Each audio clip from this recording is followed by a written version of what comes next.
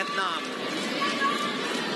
And we see Gretchen Ho, who we have to commend for working really hard covering our beach volleyball athletes out there in Subic, despite the weather. And now back in Manila. Walang kapaguran. Sandali lang naman to kasama Anton eh. How many times will we hold Southeast Asian Games in our nation? Bigay na lahat. Oo, saka kung may chance ka talagang manood ka na dahil it's very rare to see these elite athletes in the region, the Southeast Asian region, troop to the Philippines. Kumbaga tumpok-tumpok magkakasama. Dadayuhin mo lang sa iba-ibang playing venues pero makikita mo talaga at mapapanood mo. Morado will start this set for the Philippines as Vietnam continues to put up a solid wall at the top of the net. It's a block party right now for Vietnam. 5 of their 25 points in that third set win came from kill blocks. And easily that's 20% of their total output. And I think it's also worth mentioning that a lot of unforced errors happened to Team Philippines dun sa nakalipas na third set. Let's see if the Philippines will be able to recover and extend this match into a fifth set. Philippines with a 1-point lead.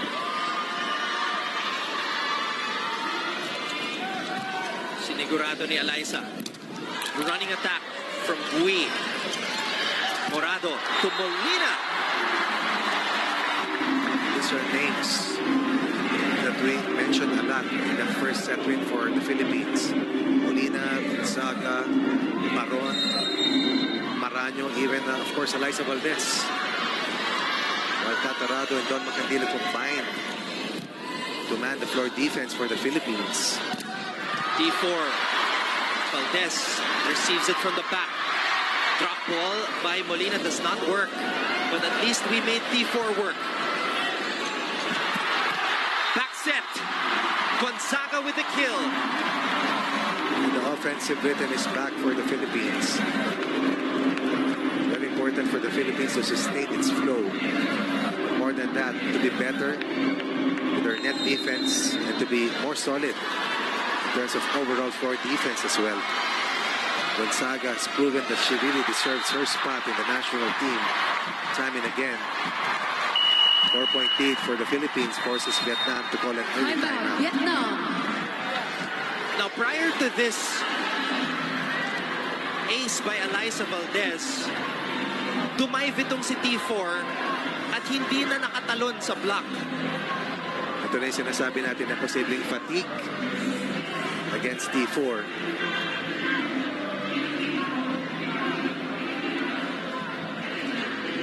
Pero patak na patak sa laro. Tingnan mo, nagsasalita pa. This is somebody who has been part of the national team since she was 17, since 2014, played as an import for Bangkok Glass, now playing as an import in the Japan League for Denso Erebis. So the conditioning is there, but we have to somehow find the weakness.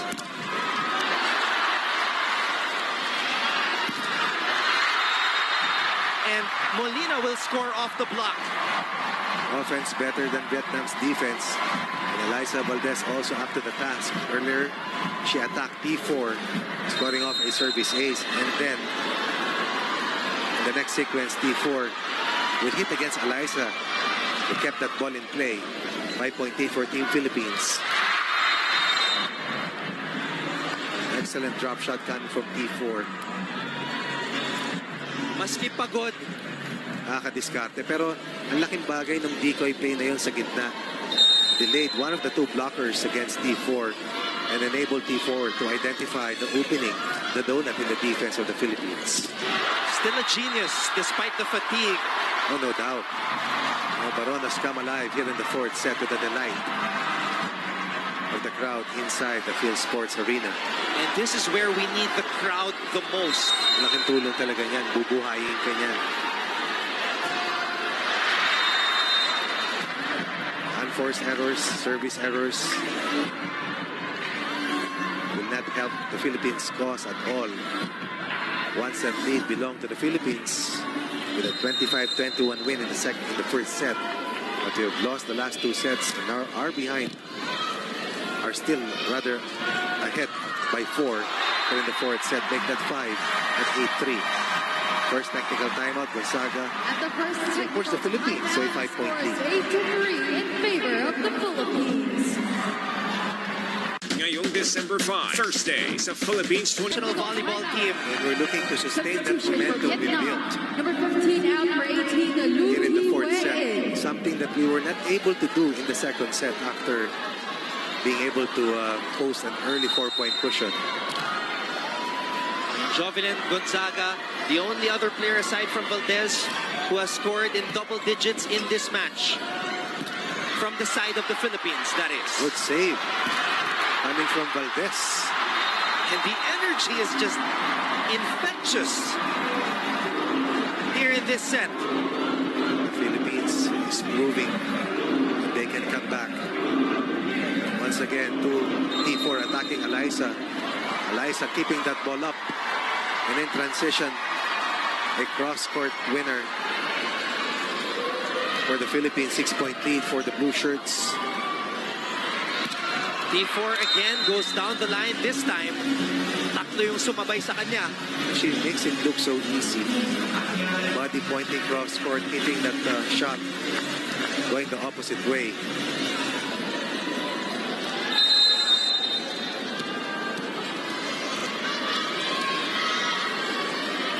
$25 points in this match.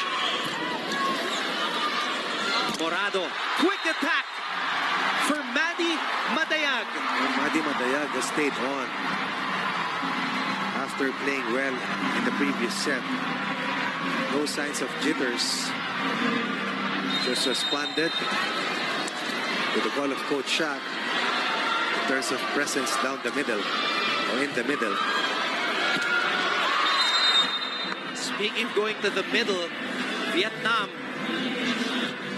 finding Lu who just checked in. Coach Ronnie. Oo. O kanina si Coach Shaq ang humugot sa kanyang second unit. Now it's the turn of Vietnam to also utilize a deeper rotation. Humugot din si Coach Nguyen Tian Kiet. Only 4 teams in the women's competition. Thailand, Indonesia, Vietnam, and the Philippines. Nguyen over Madayag. 2 straight points for Vietnam. Earlier, the Philippines was protecting a 6-point lead. Now it's down to 4.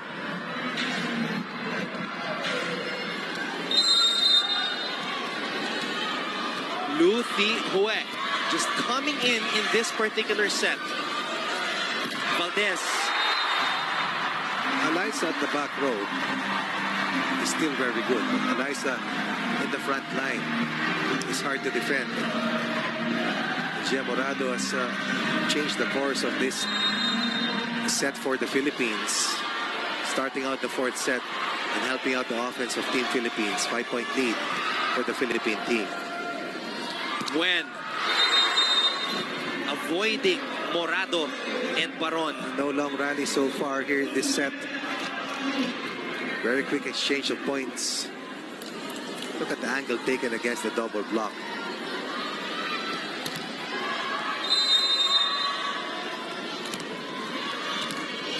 The setter, Nguyen Thu Huai.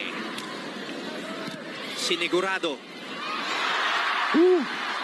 Oh, Gia almost getting her signature drop ball to go, but And the height advantage of the transition attacker is too Vietnam much. just too good. Presence of mind was there. Nabasa yung dump play coming from Gia.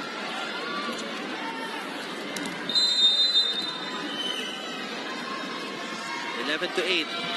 Vietnam clawing their way back into this match. Regalo para kay Nguyen. Ang Pilipinas naman ang nakarecover sa pagkakataon na yon. Drop ball! Wow. Jovelyn Gonzaga. Vietnam converge in the back line, anticipating a strong hit coming from Gonzaga.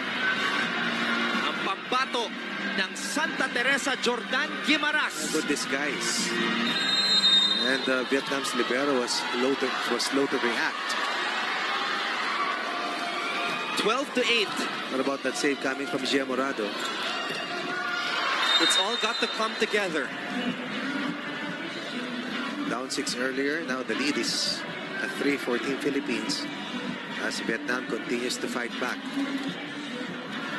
Top 2 teams will fight for the gold. Bottom 2 will slug it out for the bronze. Only 3 games will be played by each team. And that's why this first one is Very important. so important. Makuha mo to, makakuha ka ng isa, fight for gold ka na. And this is the match out of the 3 that we want to win, Coach. Correct. Gives you more confidence, give you the first win. And as I said, 1 win away from the battle for gold. And we have a score to settle against this Vietnamese squad. Valdez sending that one straight to the net, though. Vietnam is looking to shatter the 3-point barrier, while the Philippines continues to try to protect and even increase the lead that it has established against Vietnam here in the fourth. Molina is roofed. 5 blocks for Vietnam out of their 25 points in the third set win. And that has been a huge problem for the Philippines to solve. Although kanina, maaga dito sa set na ito, Gonzaga and Valdez have been able to score heavily against Vietnam. Morado gives it back to Ses. And Ses will try again. They go to the other side now to Jovelin. Free ball, mapupunta sa side ng Pilipinas. Morado to Molina. Regalo para kay Paron. What a joust. It was almost a 1 point for Paron. But once again, the height and length of Vietnam enabling them to keep that ball in play. And a miss hit coming from Alyssa as Vietnam just being down at by 1 point at this stage of the match. They're in the fourth set.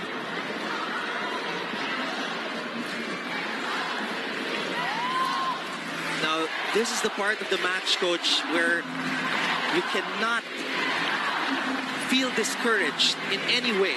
At any point of the match, you cannot feel discouraged because these are elite players that you're up against. And anytime yung lakas ng loob mo bababa, mahirap makarecover. Napakahirap. That's why you want to bank on one another to make sure that your mindset is always at a level wherein you play for the next point at all times. Gonzaga again. Read well by Vietnam. And they tie the match up. And you have a feeling that they're playing faster, not just better, but faster. And they've gotten stronger, able to recover after being behind earlier by 6. The count was at 10-4 after the first 14 points. And since that time, Vietnam has won 9 points. The Philippines, 3 of the last 12 points. Molina avoiding the blockers. It's a back set for Huang. Gia Morado with another gallant save. Ooh! Way underneath the ball on that hit for Jovelin. There is a challenge on the call by the Philippines. Yun ang nakikita ko hinahanap ni Jovi Gonzaga. A possible check ball.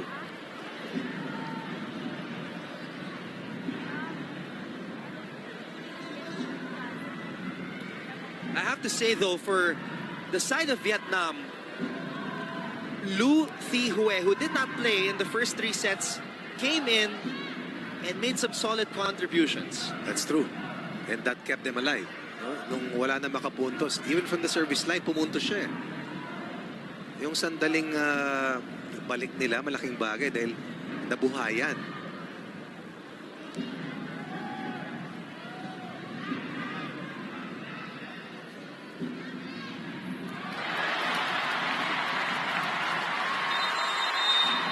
Ladies and gentlemen, the challenge was successful. Buti na lang, Coach, naka-elbow pads Ayun! Wala namang kampihan, pero ayun! Mabuti na lang. It still stays with the Philippines, a 1-point cushion, if you can call it a cushion. We'll take anything we can get. There was a 2-point lead for the Philippines. A very rare mishit coming from T4.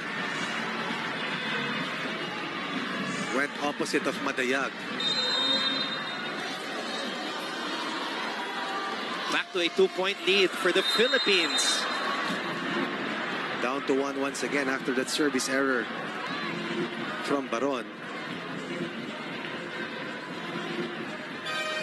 Substitutions for Vietnam. Number 7 out, number 2, Dam Kim Heng. Wow. Coach Gwen Tuan Kiet is rolling the dice here. Backup setter Duan is in. First time in the match, Coach. Why not? Once again, knowing the pulse of his players and probably understanding that there's a need to make a change in what he's seeing. Gonzaga. Here's the toss for T4. Morado to Molina over the blockers. T4 again. Ooh! Miscommunication between Madayag and Gia Morado. And the Philippines will lose a grip on a 2-point lead and will allow Vietnam to equalize at 15 points apiece.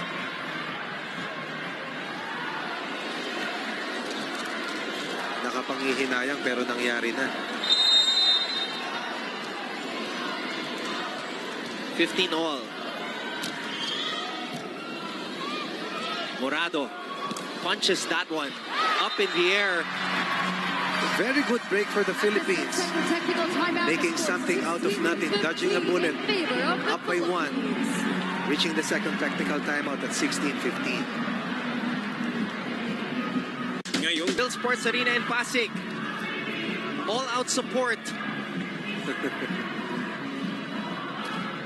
And it's a 1-point lead for our women's national volleyball team. Jovelyn Gonzaga will serve it up to start this rally. Ooh! Macandili to Morado. And finally, Gia Morado gets her first drop ball to go. 2 big plays by Gia Morado first. That save, punching that ball, enabling Molina to score earlier as Molina made a decisive hit on the ball and scored for the Philippines. And then, on the next rally, Morado with a dump and will give Philippines more breathing room, a 2-point lead for Team Philippines. T4 is back. She was quiet as of late. Pahinga lang. Bago mag-rotate sa back row, T4 will score. And with this spike, T4 just matched her 26-point output in the battle for third against the Philippines 2 years ago. Ooh! Another good break for the Philippines. 2-point lead for the Philippines.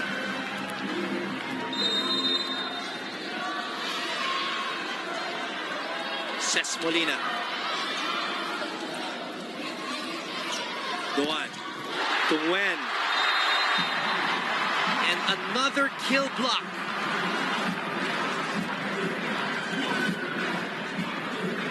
After we lost a 6-point lead and Vietnam was threatening to sustain momentum, the Philippines has been able to restore not just a 3-point lead, but the composure is back for Coach Shaq and the rest of Team Philippines.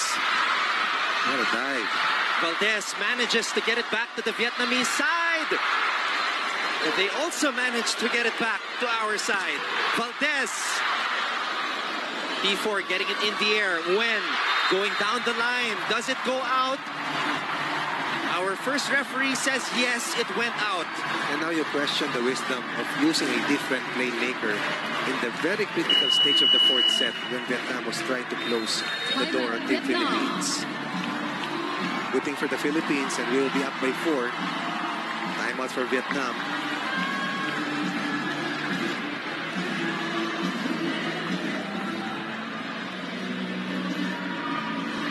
Now in previous sets that were close to 25, we would see T4 taking over the huddle. Right. We do not see that happening this time around. Pinapaypayan nga siya nung kasama niya ngayon. Inaabutan pa ng tubig. Oo.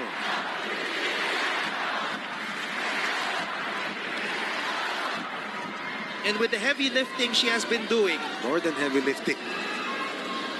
we have to wonder kung kailan ba mapapagod itong si T4. Parang si Heidelin Diaz eh. Kasama Anton sa bigat ng binubuhat, but that is not a problem for Team Philippines right now. Top of mind is to win the fourth set and extend this match into a fifth and deciding set. Back set. Islam continues for Vietnam. Suddenly, the offense has evaporated for the red shirts. The initial playmaker is still seated on the bench for Vietnam. Molina. Sure serve. Nguyen. Makandili keeps it alive. Duan. Back to Nguyen.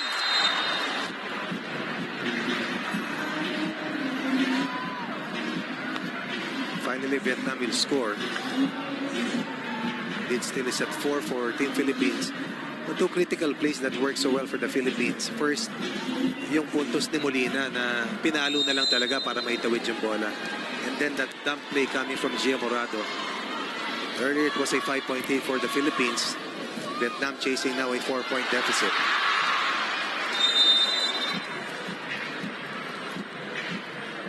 And those are the plays you wish you could Right, take back. right.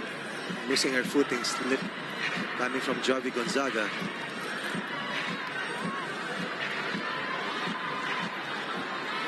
Nailang si Jovelyn, nakita niya na katabi niya itong si Ses. Another chase down for Vietnam. Uprising in the making for the red shirts. Morado to Valdez. Nothing there for Dang. Matayag. Gia to Eliza. Nguyen again reaching. Ooh! Tipping it over to the other side. Valdez. Tuloy pa rin ang rally.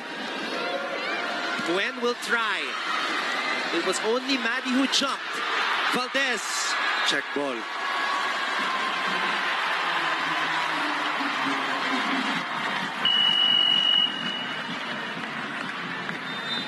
There is a challenge on the call by Vietnam. Net fault.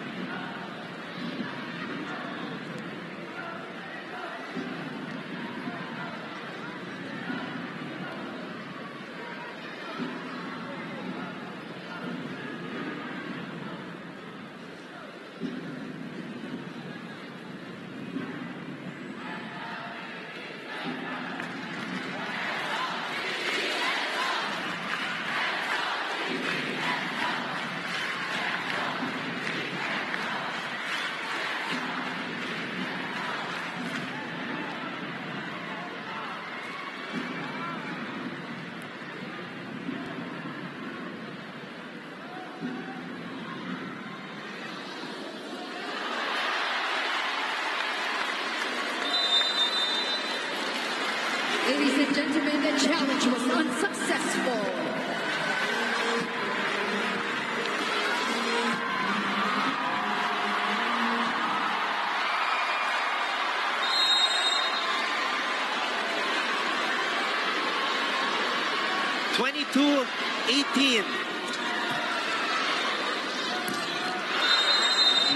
Pero makarecover agad ang Vietnam. Last push for Vietnam. Philippines 3 points away from winning the fourth set. Vietnam would like to inch closer, put more pressure on the Philippines. We haven't mentioned the name of Bui in a while, Coach. Getting the last point for her ball club right there. Macro attack. Valdez. Cross court. Attacking T4. Right now, T4 not showing the force that was so hard to defend. Instead, it's Eliza Valdez attacking with maximum force. They're showing us that she has enough strength to close out this fourth set for the Philippines.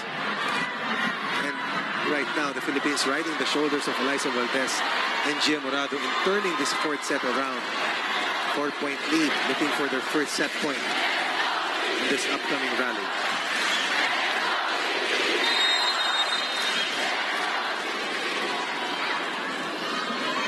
(23) serving 19. Morado gets that one in. Well, isa na lang. 5 set points for the Philippines. Will there be a fifth set? And that is top of mind for the Philippines. And the smiles are back on the faces of the Philippine team. But the focus in the eyes of Machoy Baron, almost closing the set. Morado to Machoy. Ang depensahan.